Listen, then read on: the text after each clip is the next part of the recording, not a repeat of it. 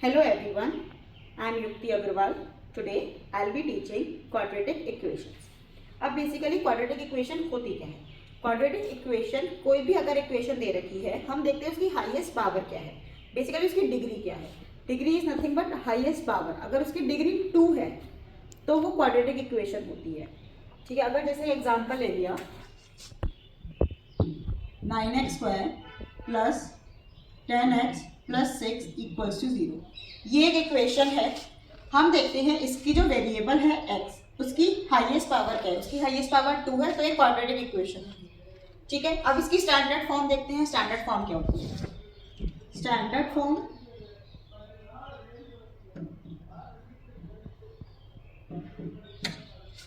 ax² plus bx plus c equals to 0 where a can not be 0. क्योंकि अगर a 0 हो गया, अगर इस इक्वेशन में a 0 हो गया तो ये टर्म जो है वो 0 हो जाएगी.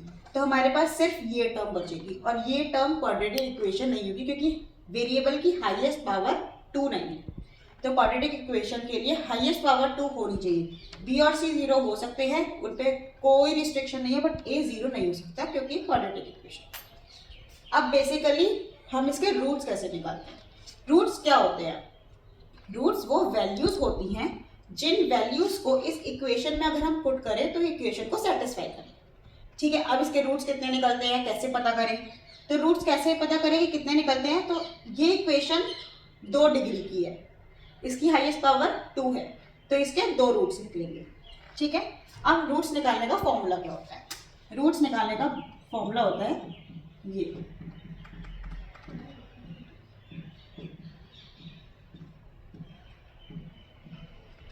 ठीक है, ये फॉर्मूला होता है रूट्स निकालने का. ये फॉर्मूला आया कैसे वो देखते हैं आगे.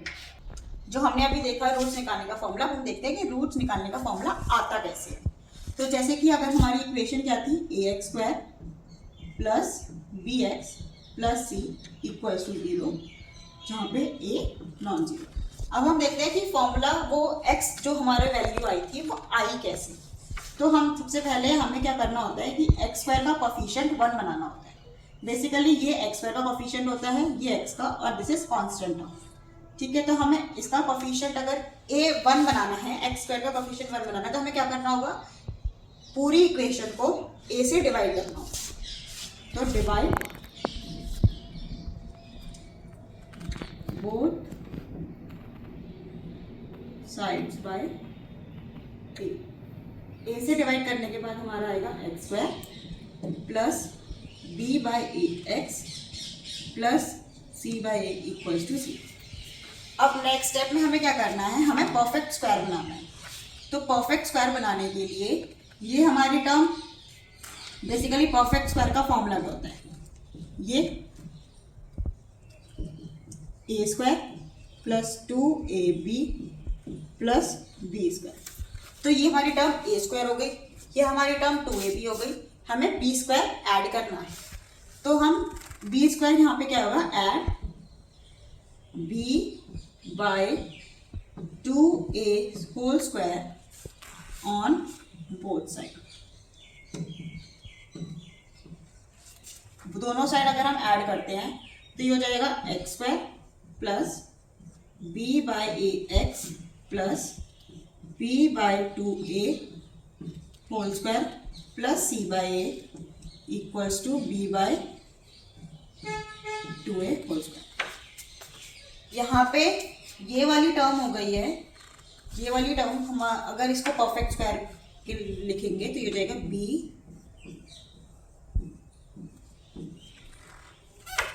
यहाँ से इसको इधर ले गए, इधर प्लस में उधर जाकर minus b² by 4a² minus c by a. इसको सॉल्व करेंगे फर्दर तो ये हो जाएगा x plus b by 2a equals to b². LCM लिया 4ac 4a². ये स्क्वायर इधर जाके रूट, तो हो जाएगा x plus b/2a equals to, जब स्क्वायर इधर जाएगा प्लस माइनस दोनों के साइन आएंगे, तो plus minus under root b² minus 4ac upon by 4a²। Further solve करा,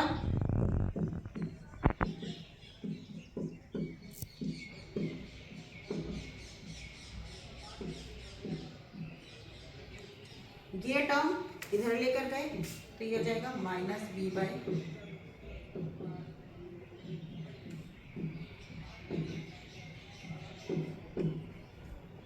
यहाँ से एग्जैक्ट आ गया,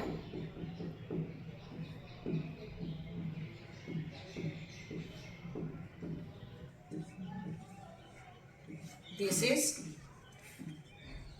क्वाड्रेटिक फॉर्मूला। ये क्वाड्रेटिक फॉर्मूला, ये फॉर्मूला हम अप्लाई करते हैं रूट्स निकालने के लिए। ठीक है, अब हमें पता चल गया फॉर्मूला क्या है, रूट्स कितने आएंगे कैसे पता, कितनी डिग्री है 2, तो रूट्स कितने आएंगे 2। अब हम देखते हैं, अब जैसे मान लो क्वेश्चन किसी भी तरह के पुट हो सकते हैं। नॉर्मली अगर हमें इक्वेशन दे दी, अब हमें पूछ लिया कि इसके रूट्स रियल होंगे, कॉम्प्लेक्स होंगे, इक्वल होंगे, अनइक्वल होंगे, तो हम इतना बड़ा क्यों सॉल्व करते रहे, हमें उसका एक अलग मेथड है वो अप्लाई करके देखते। जैसे कि बेसिकली हमें कोई भी इक्वेशन दे रखी है,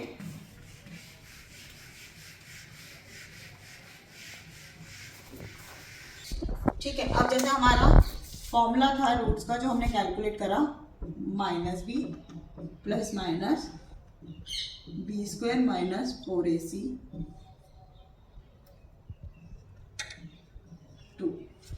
ठीक है, अब हमें देखना है, अब हम मान लो इक्वेशन दे दी, हमने पूछ लिया कि इसके रूट्स रियल हैं, कॉम्प्लेक्स हैं, इक्वल है, अनइक्वल है, तो हम पूरा सॉल्व करने की बजाय हम बेसिकली सिर्फ इसका यूज करते हैं, b² माइनस 4ac, और इस टर्म को हम बोलते हैं डिस्क्रिमिनेंट। क्या बोलते हैं, discriminant. That is general practice को हम डी से ले लेते हैं। तो अगर डिपेंड्स करता है, अगर हमने डी कैलकुलेट करा, सिर्फ इतना कैलकुलेट करा, तो डी की वैल्यूज क्या हो सकती हैं, या तो equal to 0, greater than 0, less than 0, यही 3 वैल्यू हो सकती हैं।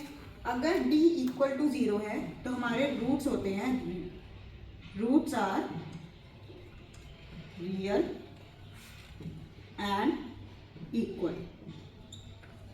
ठीक है, अगर ग्रेटर देन 0 है d की वैल्यू, तो roots are real and unequal, और अगर लेस देन 0 है तो रूट्स आर कॉम्प्लेक्स। तो जैसे कि अगर हमें सिर्फ इतना पूछा है कि रूट्स का बिहेवियर कैसा होगा, रियल होंगे, कॉम्प्लेक्स होंगे, रियल वो इक्वल होंगे, अनइक्वल होंगे, तो हम सिर्फ डी निकाल कर देखते हैं, हमें पूरा फॉर्मूले में अप्लाई करने की जरूरत नहीं है। अब हम देखते हैं एग्जाम्पल की, सबसे पहले हम एग्जाम्पल देखेंगे कि रूट्स का बिहेवियर कैसा है। सबसे पहले हम एग्जांपल देखेंगे रूट्स का बिहेवियर कैसा है, कि रूट्स रियल है, इक्वल है, अनइक्वल है, कॉम्प्लेक्स है, क्या है। उसके बाद हम उसके एग्जैक्ट रूट्स निकालेंगे। तो जैसे एग्जांपल हमने लिया 2x² plus 5x plus 3 equals to 0। तो यहाँ पे a क्या है 2, b क्या है 5 और c क्या है 3। ठीक है, अब हम सबसे पहले इसका बिहेवियर देखेंगे कि रूट्स का बिहेवियर कैसा है। तो बिहेवियर देखने के लिए हमें सिर्फ इतना कैलकुलेट करना होता है। तो b² is 5 minus 4, a is 2 and c is 3। तो इसको कैलकुलेट करेंगे, 5² 25, 24 विच इज 1। तो ये क्या है, ग्रेटर देन 0। तो रूट्स क्या होंगे, रूट्स होंगे आर रियल एंड अनइक्वल। ठीक है, अब रूट्स निकालेंगे। तो रूट्स निकालने का फॉर्मूला है -b plus minus b² minus 4ac/2a। तो b इज 5 तो -5 plus minus b square minus 4 इसे हम कैलकुलेट कर चुके हैं विच इज 1 2 और a की वैल्यू क्या है 2। तो यहाँ से आ गया -5 प्लस माइनस 1 का अंडर रूट 1 4। तो यहाँ से दो वैल्यूज आएंगी -5 -1/4 और -5 प्लस 1/4 दैट इज -6/4 और दिस इज -4/4। -6/4 इज -3/2 और दिस इज -1। तो इस इक्वेशन के दो रूट्स आए -3/2 और -1 रियल रूट्स हैं, दोनों रियल रूट्स हैं और दोनों अनइक्वल हैं।